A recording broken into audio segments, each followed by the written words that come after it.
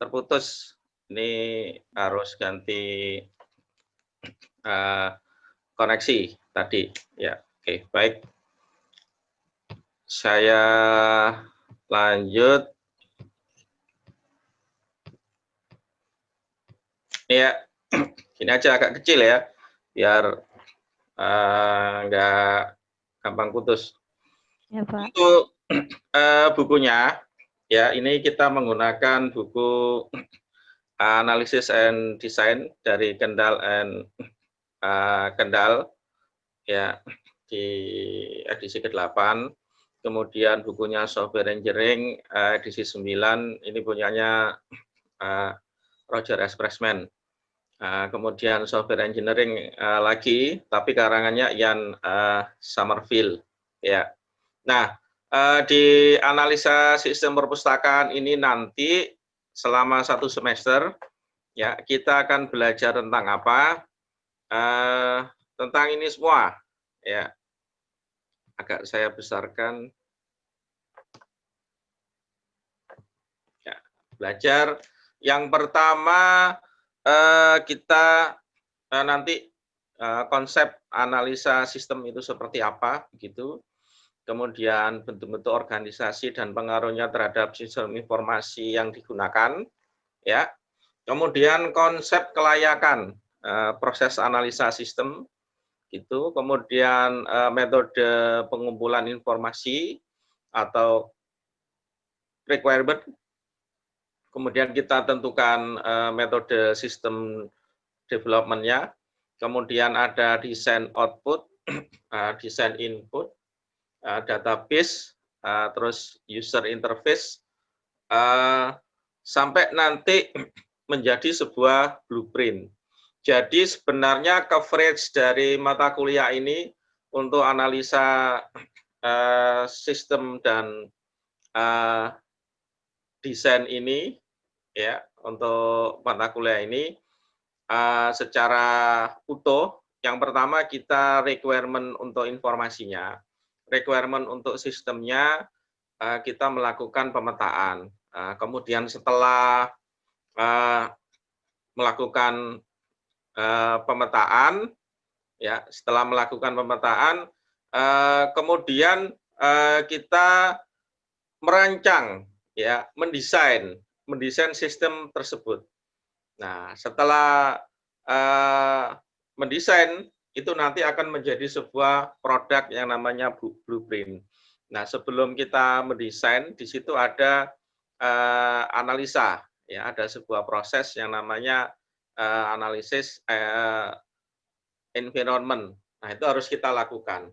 Jadi mutlak dilakukan analisa terlebih dahulu, baru nanti didesain. Nah, ketika kita mendesain, tentunya kan mendesain sebuah aplikasi. Kalau mendesain sebuah aplikasi, nanti ada 4 ini ya, desain output, input, database, dan interface. Tapi sebenarnya kalau di bahasa teknis disederhanakan, yaitu yang pertama adalah desain proses, yang kedua adalah desain database, yang ketiga adalah desain interface. Jadi hanya ada 3 desain, ya 3 desain. Desain proses, desain database, kemudian desain interface. Nah, itu nanti output dari mata kuliah kita ini. Bagaimana sebuah sistem itu bisa berjalan? Ini kalau kita kembali sedikit flashback ke sistem informasi. Ya, ini sebuah siklus informasi. Yang pertama dari ini awalnya kan dari input ya, dari input data, kemudian ini menjadi sebuah kumpulan data yang besar, kemudian modelnya ini diproseskan ya.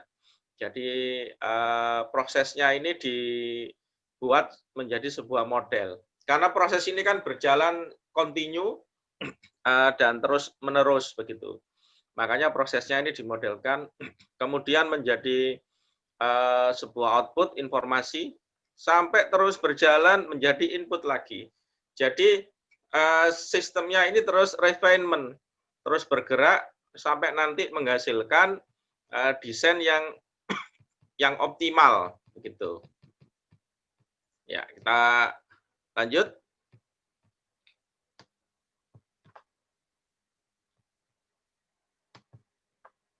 Nah, ini tatarannya seperti ini. Jadi kuliah kita itu ranahnya di sini sebenarnya. Kalau semuanya ini all, ini adalah software development life cycle. Jadi mulai dari sebuah sistem itu di requirement, diidentifikasi, kemudian dianalisa, dirancang, dibuat, diuji coba. Nah, kita tidak sampai di sana, tidak sampai pada development dan uji coba, tetapi pada poin. Yang pertama adalah perencanaan, yang kedua nanti adalah analisis, yang ketiga adalah di desain. Ya, hanya sampai pada tataran itu saja. Ini untuk mata kuliah analisis dan desain. Nanti kalau Anda ikut pengembangan berikutnya di perancangan aplikasi, itu adalah sebenarnya tatarannya di development, itu perancangan aplikasi. Atau pengembangan aplikasi itu juga tatarannya adalah di development. Ya, tetapi untuk mata kuliah analisa sistem ini tatarannya adalah pada pada perencanaan, kemudian analisa sistem, dan juga desain. Begitu, ada di sini. Ya. Ini yang tadi, development life cycle, analisis, desain, coding, testing atau trial, ya, kemudian implementation atau maintain. Ya. Nah, tetapi kita skopnya di dua ini. Jadi dua hal ini kita pelajari sama-sama ya nanti selama satu semester begitu. Oke. Nah, di dalam kita mempelajarinya nanti ini cukup sesuatu yang harus sama-sama nanti menjadi sebuah basis kita, ya, fundamental kita. Yang pertama, ketika kita melakukan perencanaan, apa saja sih begitu ya yang harus digali? Ya. Ketika kita melakukan perencanaan, maka yang digali yang pertama adalah IT resources, kemudian IT processes, dan business requirement. Ini penting untuk melakukan penggalian awal terhadap elemen yang mempengaruhi bagaimana sebuah desain itu nanti akan terbentuk. Jadi yang pertama nanti IT resources. IT resources-nya itu seperti apa saja? Yaitu yang pertama data. Datanya bagaimana? Ya, aliran datanya seperti apa? Apakah ada data yang disembunyikan? Apakah semua data bisa diakses secara umum begitu? Yang kedua, information system, ya. Information systemnya seperti apa nanti yang diinginkan begitu? Apakah ada pembatasan-pembatasan? Kemudian teknologinya seperti apa? Apakah cukup web based ataukah sudah mobile? Ya, sekarang kan eranya era mobile ya untuk digital mobile, tidak hanya web sudah berkembang ke sana. Kemudian facilities, ya facilities ini berhubungan dengan facilities nanti yang akan dikembangkan ketika aplikasi itu berjalan. Apakah ada help, apakah ada guidance dan lain sebagainya, begitu. Kemudian berikutnya human resources. Human resources ini perlu supaya kita nanti tahu ketika ini melakukan analisis, siapa yang melakukan, begitu. Ketika ini kita nanti akan melakukan desain, siapa yang melakukan, begitu. Ya, human resources. Dan ketika mendevelop nanti siapa yang melakukan. Dengan begitu kita akan tahu, oh ternyata ketika kita akan mengembangkan ini nanti kita hanya bisa di tataran analisis dan desain. Development-nya siapa? Ya nanti cari programmer begitu. Ya ini tentang human resources. Termasuk juga human resources yang dimaksud di sini adalah pengguna. Siapa pengguna? Di level entry data itu siapa? Di level proses data siapa? Di level decision untuk data itu siapa? Ini di data semua. Ini yang namanya IT resources. Ya. Jadi IT resources tidak dimaknai hanya IT, tidak. Tetapi semua elemen yang saling terkait di dalam sebuah information teknologi, begitu. Ya. Kemudian kita lanjut ke IT processes. Ya, IT processes ini bagaimana IT ini diorganisir untuk bereaksi terhadap sesuatu kebutuhan. Nah, kustomisasi proses nanti pasti terjadi di setiap unit, di setiap elemen pasti ada, gitu. Contohnya saja KRS di UNER dengan KRS di ITS sama tidak, KRS di FISIP dengan KRS di FEB sama tidak. Nah, di IT processes ini nanti sangat dipengaruhi dengan planning and organization, kemudian acquisition and implementation, ini sangat dipengaruhi, kemudian delivery and support, ya, kemudian ada monitoring, ya, monitoring. Ini tetap menjadi parameter-parameter yang harus diperhatikan ketika kita nanti pada tahapan IT processes. Ya. Kemudian di tahap terakhir, yaitu apa yang stakeholder harapkan dari IT. Nah, ini harus digali. Tentunya secara general, biasanya yang diharapkan oleh stakeholder itu adalah yang pertama effectiveness, yaitu aplikasi ini efektif. Jangan sampai kita merancang sebuah desain, justru nanti malah tambah lama ya prosesnya, malah tambah tidak efektif, malah nambah unit baru. Nah, ini tidak boleh. Kemudian efisien, ini efisien tentunya bisa efisien dari sisi waktu, juga efisien dari resource, ya. Bisa dari waktu, bisa dari resource, bisa dari aksesibelnya, ya. Oh, ternyata aksesibelnya gampang, pakai internet. Oh, ternyata bandwidth-nya kecil, karena nanti dikembangkan dengan interface yang ringan. Nah, misalkan seperti itu, ya. Kemudian confidential, ya. Jadi ada confidential, ya. Confidential ini juga sangat penting, ya. Confidentialnya seperti apa, begitu ya. Confidentialnya ini harus optimal, jangan sampai nanti tidak robust, begitu ya. Kemudian ada integrity dari masing-masing proses. Kemudian availability ini dimaknai kalau dalam bisnis requirement ini available-nya ini harus sesuai dengan kebutuhan proses. Jangan sampai proses ini membutuhkan A tapi available-nya nggak ada. Tetapi ketika kita merancang, availability ini harus melihat 20 tahun ke depan, gitu. Ya. Jadi ketika kita merancang sebuah aplikasi, rancanglah yang optimal sampai pada tataran apa itu? Terintegrasi, ya. Terintegrasi. Jadi sampai full begitu.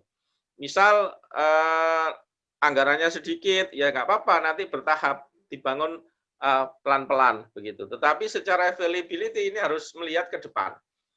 Kemudian untuk complaints, ya ini complaints ini harus memperhatikan nanti parameter-parameter yang saling berhubungan, sehingga nanti menjadi sesuatu yang tidak menjadi hambatan ketika di-develop untuk sistem ini. Ya.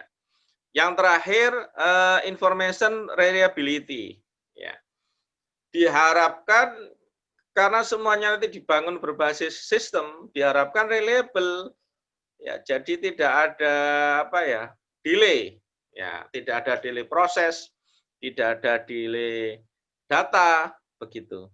Sehingga semuanya bisa berjalan dengan sempurna ketika sistem itu nanti di-develop. Nah, untuk merancang itu semua, itu dibutuhkan apa yang dinamakan dengan analisis sistem dan desain.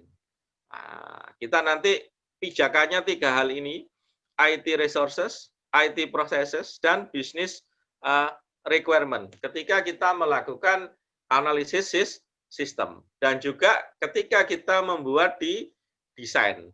Ini yang perlu dipertimbangkan semuanya. Oke, kita lanjut.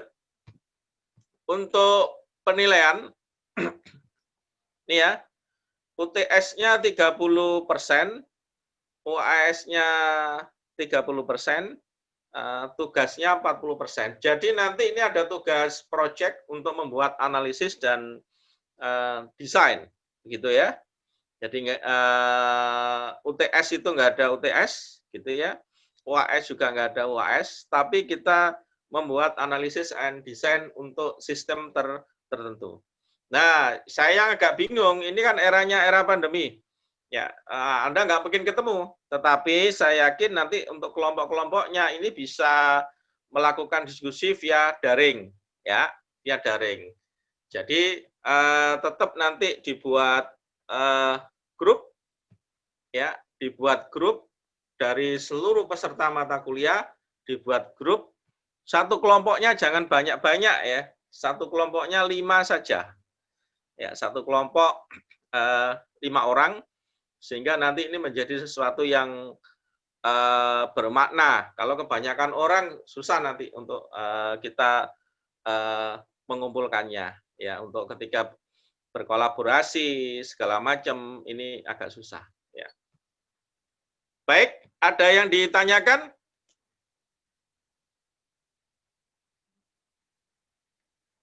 Mas Wahyu, ada?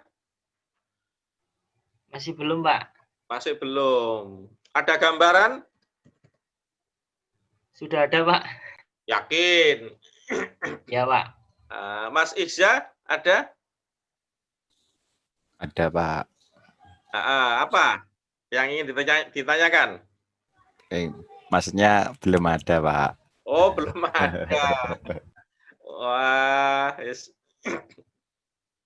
Ini pakai IndiHome tadi terputus-putus. Ini pakai Telkomsel, ya. Jadi promosi jadinya. Ya. Paket Merdeka ya. Mungkin IndiHome-nya, Pak, yang harus di-upgrade, Pak, ke 50 Mbps. Loh, ini sudah unlimited ini, Mas. Itu tahu, Pak. Iya, saya langganannya unlimited. Setiap jam sore.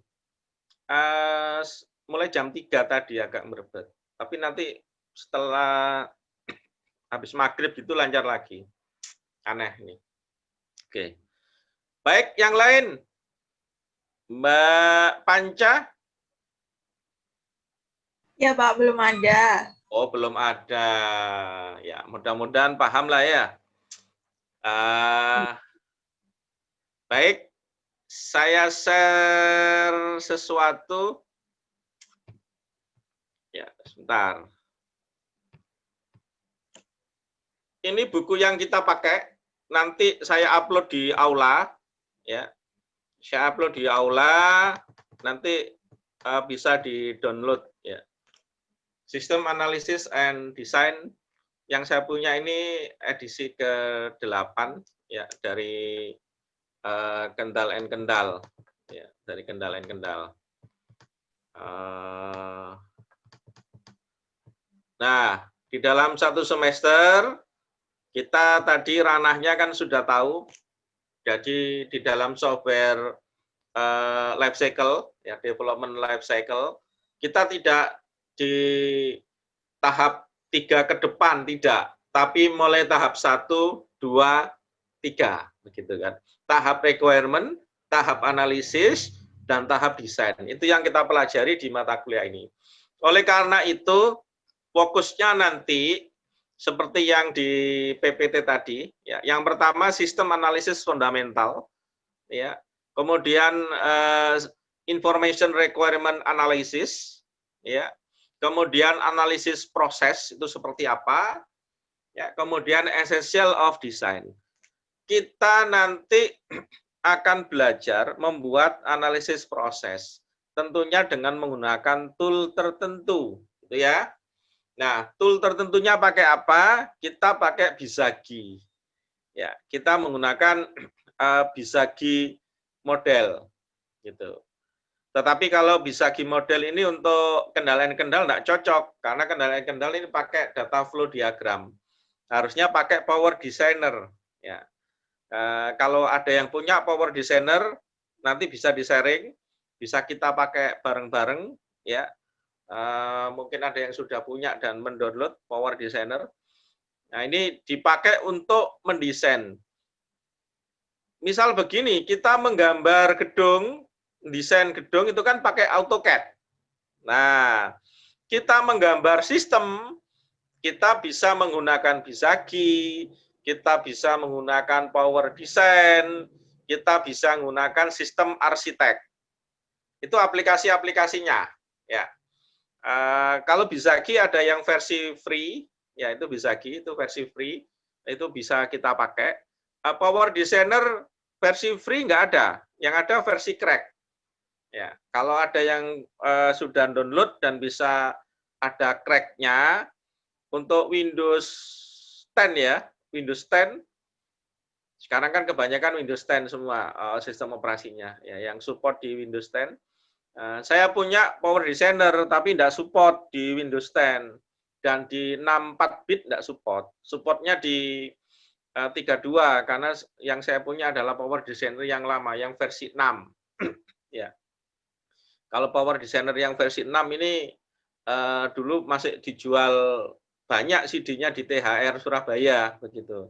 Jadi saya sempat beli yang Power Designer 6. Nah, tetapi yang Power Designer yang terbaru, yang support untuk operating system yang terbaru, mohon download dan cari crack-nya. Kalau ada sih. Kalau enggak, ya kita pakai Bizagi. Ya nanti kita lihat di pertemuan ke berapa ini. Kita nanti baru melakukan desain, ya. Ini setelah UTS. Jadi sebelum UTS kita melakukan requirement dan analisis, ya. Requirement dan analisis kita lakukan sebelum UTS. Kalau setelah UTS nanti Pak Hendro ini kita melakukannya untuk desain. Jadi ini sama semua dengan PPT tadi yang saya saya paparkan. Ya, ada output, input, database dan HCI ya, Human Computer Interaction. Ini untuk desain. Kemudian yang terakhir, quality assurance dan implementation. Jadi quality assurance dan implementation ini untuk mengukur seberapa efektifnya desain yang sudah kita hasilkan. Gitu. Ya, ini buku kendal-kendal, satu buku akan kita habiskan dalam satu semester. Ya, ini bukunya. Ya, jadi nanti bisa dibaca. Ya, ini full book ya. Ini full book bisa dibaca. Oke. Nanti saya upload di aula. Baik, ada yang ditanyakan?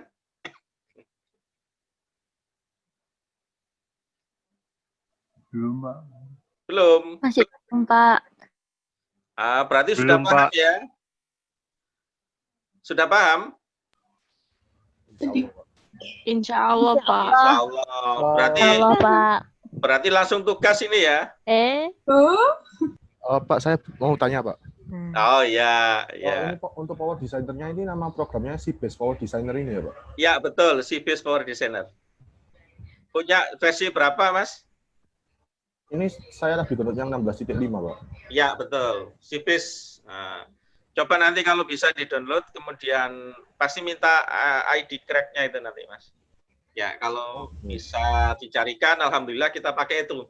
Karena yang cocok untuk buku kendal ini Power Designer.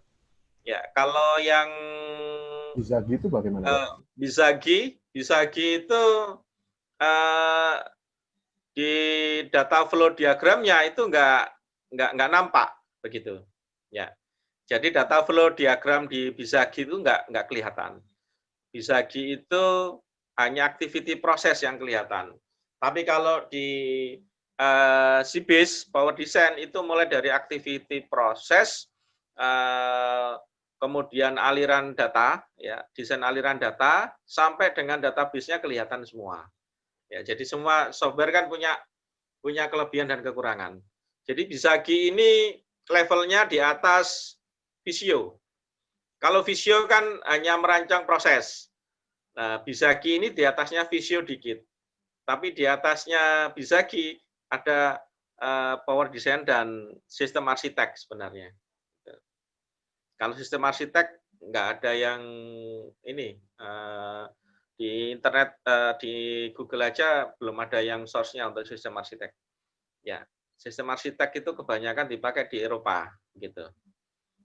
Sama dengan Power Design dipakai di sana. Kalau yang Visagi ini di Amerika, ya, terkenal. Nah, kalau di Indonesia sebenarnya kalau kiblatnya itu dua institusi engineer ITS dan ITB, itu mereka pakainya di Power Design sebenarnya. Ya. Oke, enggak apa-apa sih sebenarnya. Semua kan bisa berkembang, jadi nggak harus Power Design. Saya sudah download sih juga CBase yang versi 16 itu, tetapi crack-nya saya coba beberapa kali belum ada yang sukses. Ya, tapi dicoba, siapa tahu ada yang bisa begitu. Ya. Oke, ada yang lain?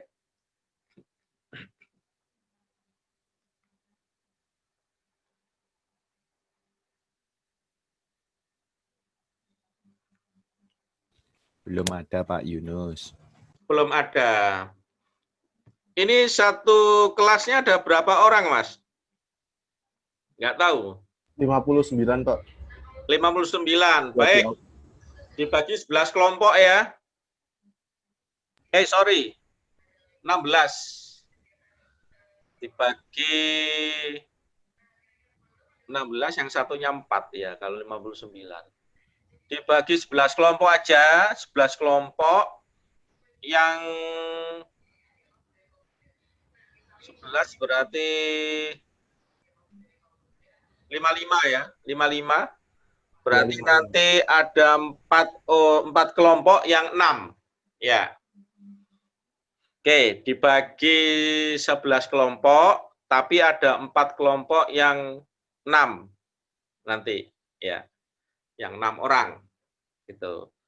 Jadi 11 kelompok, yang 4 kelompok 6, yang 7 kelompok 5. Ya. Oke. Baik, kalau tidak ada, ini saya share sesuatu. Ya, mari kita pelajari bersama-sama, begitu. Ada di mana tadi ya? Bentar, saya carinya.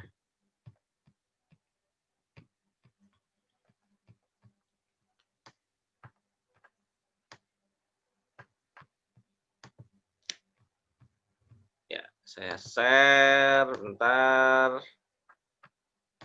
Dari sini. Ya, ini klip tentang analis and design itu seperti apa, ya. Kemudian skopnya seperti apa, ya. Saya share sound dulu. Oke.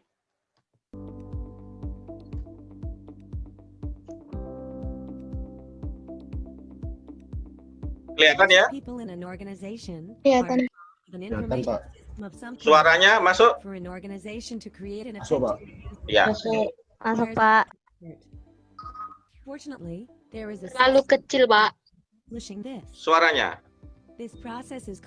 Gambarnya. Gambarnya. Suaranya, Pak.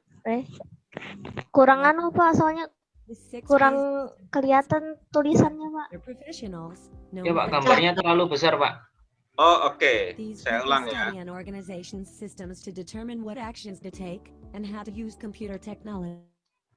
Berarti nggak bisa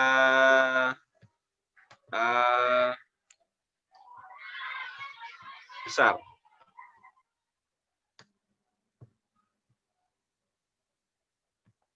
Nah.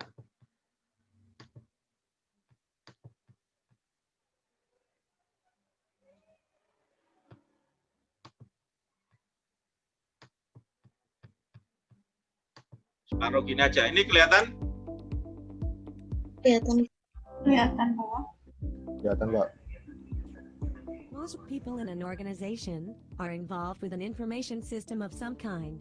For an organization to create and effectively use a system requires thought and effort. Fortunately, there is a 6-step process for accomplishing this. Nah, ini This process is prosesnya called ya. system Jadi analysis and sistem design. analysis and design. Tahapannya sama seperti kendal tadi. In organizations, this 6-phase systems life cycle is used by computer professionals, known as system analyst.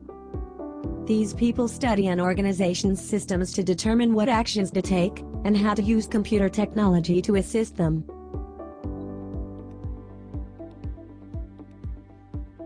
The first phase of the system life cycle is called preliminary investigation.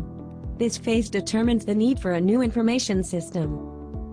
There are 3 main tasks in this phase, which are problem identification, suggesting alternative system, and preparing a short report. Defining a problem means examining whatever current information system is in use. Determining what information is needed, by whom, and why, is accomplished by interviewing and making observations. So what do we do next? We suggest an alternative system. This step is simply to suggest some possible plans as alternatives to the present arrangement. Next, prepare a short report. This is to document and communicate the finding of the whole phase. The second phase is called system analysis. In this phase, data is collected about the present system and then analyzed to determine the new requirements. Analyzing the data can be done using tools such as top-down analysis method, decision table, system flowcharts, Ya, ini flowchart. data flow diagram, and Data automated flow design diagram. tools. This phase attempts to give birth to a new efficient system that satisfies the current needs of the user. This process continues until a preferred and acceptable solution emerges. Then, at the end of this phase, a report is made for documentation. Based on the user requirements and the detailed analysis of the existing system, the new system must be designed. This phase is called system design, which is the most crucial phase in the developments of a system. In this phase, designing an alternative system is according to 3 types of feasibility. First is economic feasibility, which focuses on cons versus benefit and time for the system to pay for itself. Second is technical feasibility, which focuses on reliability of hardware, software, and available training. The last one is operational feasibility, which focuses on suitability of the system within the organization. The next part in this phase is to select the best system. A few questions are needed to be considered in making the right choice. Will the new system fit into an overall information system? Will the system be flexible enough to be modified as needed in the future? Will it be secure against unauthorized use? Will the system's benefits exceed its cons? Then, after selecting the best system, a system design report is prepared to summarize the findings. We've come to the 4th phase of the system cycle called system development. In the development phase, we need to acquire the software and hardware. Acquiring software can be done in several ways, for such purchasing off-the-shelf packaged or designing custom programs. Then, before actually implementing the new system into operation, a test run of the system is done to remove any errors. This step can take several months for a complex system. After having the user acceptance of the new system developed, the 5th phase, which is system implementation, begins. This phase is also known as conversion. This phase involves converting from the old system to the new one.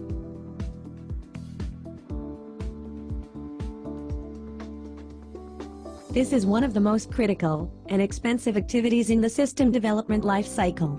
There are 4 types of conversion approaches, which are direct approach, parallel approach, pilot approach, and phased approach. Direct approach is abandoning the old system and starting up the new system.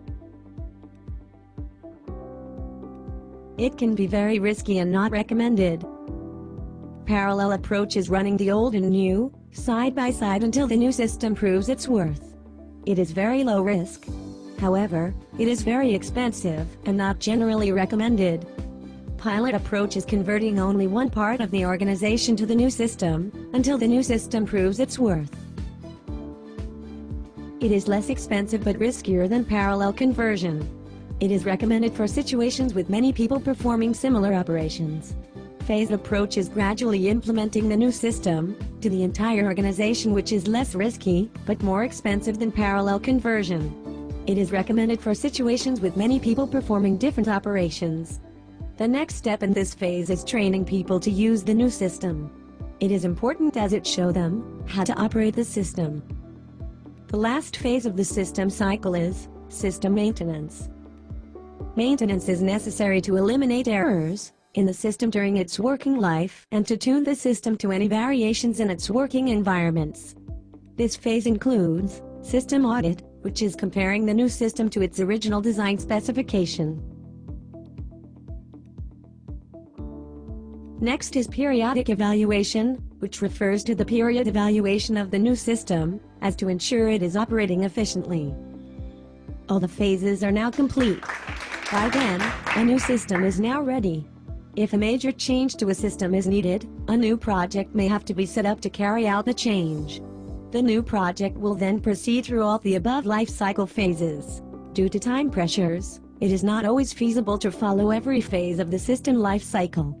Two alternatives that require less time are prototyping and rapid application development. Prototyping means to build a model or prototype that can be modified before the actual system is installed. Typically, the development time for prototyping is shorter. However, it can be more difficult to manage the project and control costs. Rapid Application Development (RAD) uses powerful development software, small specialized teams, and highly trained personnel. Typically, the development costs more. However, the time is much less and quality is often better.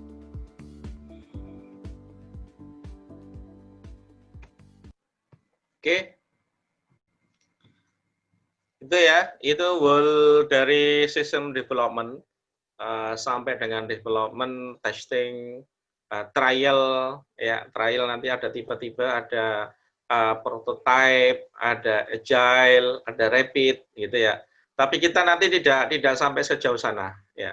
Kita hanya pada batasan yang di bawah, ya di bawah. Jadi mulai dari fase 1.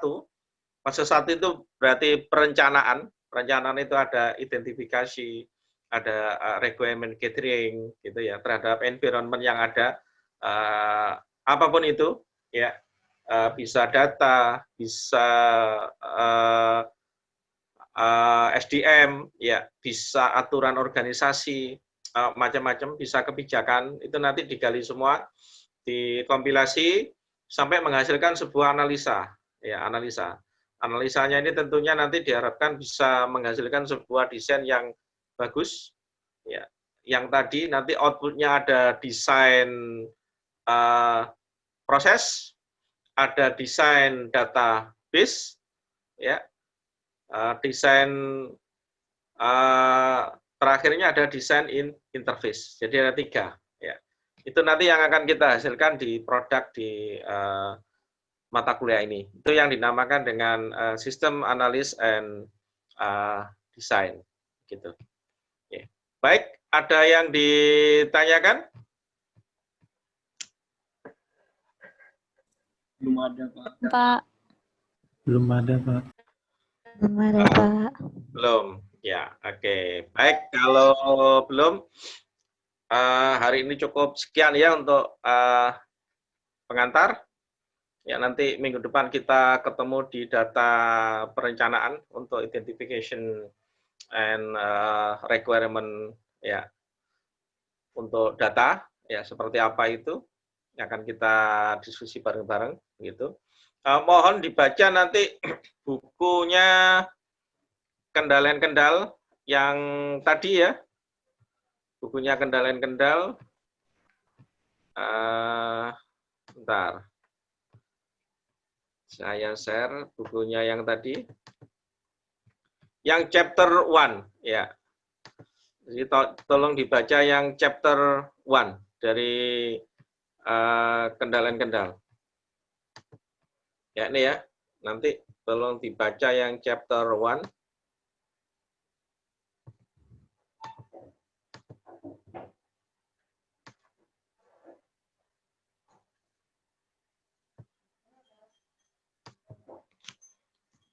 Saya up ya di atas.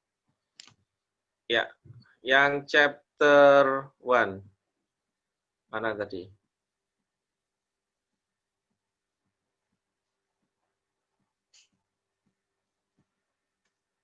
Contain. Ya, yang ini, part 1. Part 1, System Analysis Fundamental. Nanti dibaca System Rules and Development Methodologies, Understanding and Modeling Organizational System, kemudian Project Management. Kita akan berdiskusi ini di minggu depan. Ya, di minggu depan. Kemudian nanti minggu depan di malam hari akan saya cari sesi supaya ganti yang pertemuan kemarin kita kosong ya untuk bahas part 2. Jadi minggu depan ada part 1 dan part 2. Ya, part 2-nya adalah information requirement analysis. Apa saja itu? Mulai dari interactive method, kemudian unobtrusive method, ya. Kemudian agile modeling and prototyping. Ya, itu seperti apa untuk information requirement analysis. Jadi ketika kita memodelkan nanti model interaktif itu bentuknya seperti apa, model agile itu bentuknya seperti apa, begitu. Beda-beda ya. Sesuai dengan metodologis dari development aplikasi. Jadi pembuatan aplikasi itu ada yang waterflow ya. Waterflow itu sama dengan waterfall ya, waterfall model. Jadi ada yang waterfall melangkah step by step, ada yang model spiral ya. Kemudian ada yang model prototype, ada yang model agile ya. Itu berbeda ya. Ketika kita mau mengkonsep seperti itu nanti bentuk analisisnya akan berbeda. Ya, yang paling gampang ya waterfall, step by step. Step 1 selesai, naik step 2, step 2 selesai, naik step 3, begitu. Tapi kalau agile dan prototyping beda, karena aplikasi ini sudah jadi. Kalau aplikasi sudah jadi dan ingin dikembangkan, berarti analisis dan desainnya pakailah agile atau pakai prototyping, begitu. Tapi kalau analisis aplikasinya ini belum jadi, alangkah baiknya kalau pakai waterfall, begitu. Itu nanti menyesuaikan. Jadi analisis dan desain itu menyesuaikan dari konsep develop aplikasinya. Ya. Baik, ada yang ditanyakan?